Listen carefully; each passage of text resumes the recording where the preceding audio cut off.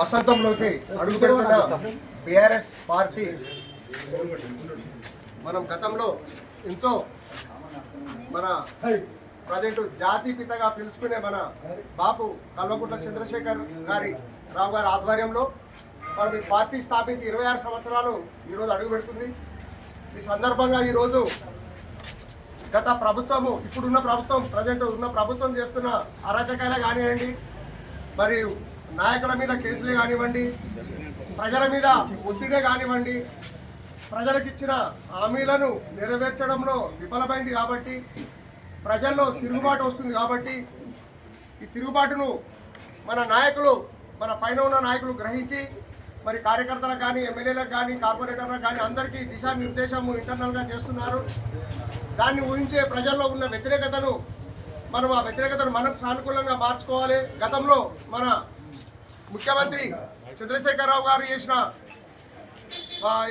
ఏదైతే మనకు రైతులకు కానీ ప్రజలకు కానీ మంచి కార్యక్రమాలు ఏదైతే అభివృద్ధి కార్యక్రమాలు చేసిండో, ఆ ఫలాలు అందించిండో వాటిని మళ్ళీ తిరిగి కొనసాగించుటకు ప్రజలు పెద్ద ఎత్తున మళ్ళీ బీఆర్ఎస్ పార్టీ వైపే చూస్తున్నారు. కాబట్టి దాన్ని ప్రజల్లోకి ఇంకా విస్తృతంగా తీసుకుపోవడానికి ఈరోజు మంచి రోజుగా పార్టీ ఆవిర్భవించిన రోజు మంచి రోజుగా భావించి మేము ప్రజల తరఫున పార్టీ తరఫున ప్రజలను అవేర్నెస్ చేయడానికి ఈరోజు ఒక ప్రచార రథాన్ని మన ప్రియతమ ఉప్పల్ ఎమ్మెల్యే గారైన లక్ష్మారెడ్డి గారి చేతుల మీదుగా, అలాగే మా ప్రియతమ కార్పొరేటర్ 10 సంవత్సరాల ప్రజల మండలను పొందిన కార్పొరేటర్ గారు పన్నెల దేవేంద్ర రెడ్డి గారి చేతుల మీదుగా ఈరోజు ఈ బండి ప్రచార రథం ఆవిష్కరణ చేసుకోవడం జరిగింది.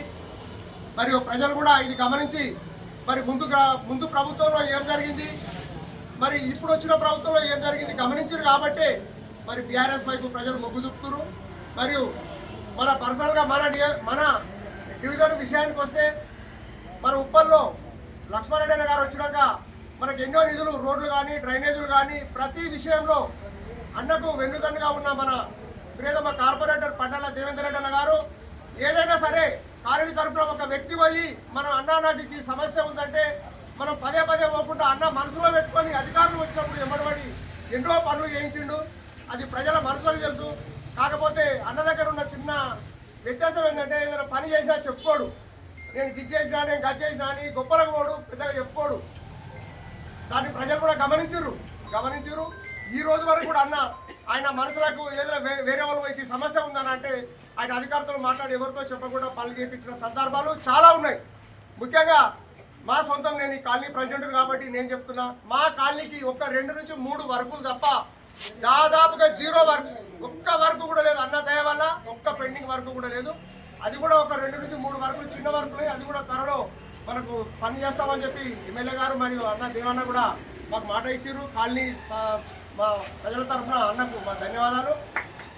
మరియు రాబోయే రోజుల్లో అన్న కూడా మరి ఒక పెద్ద రాష్ట్ర స్థాయిలో ఒక నాయకునిగా చూద్దామని మేము ఎంతో ఎదురు చూస్తున్నాము. ఆ దేవుడు కూడా అన్నకు ఆశీర్వాదం ఇవ్వాలని కోరుకుంటూ ఈ అవకాశం ఇచ్చిన అందరికీ ధన్యవాదాలు. జై తెలంగాణ.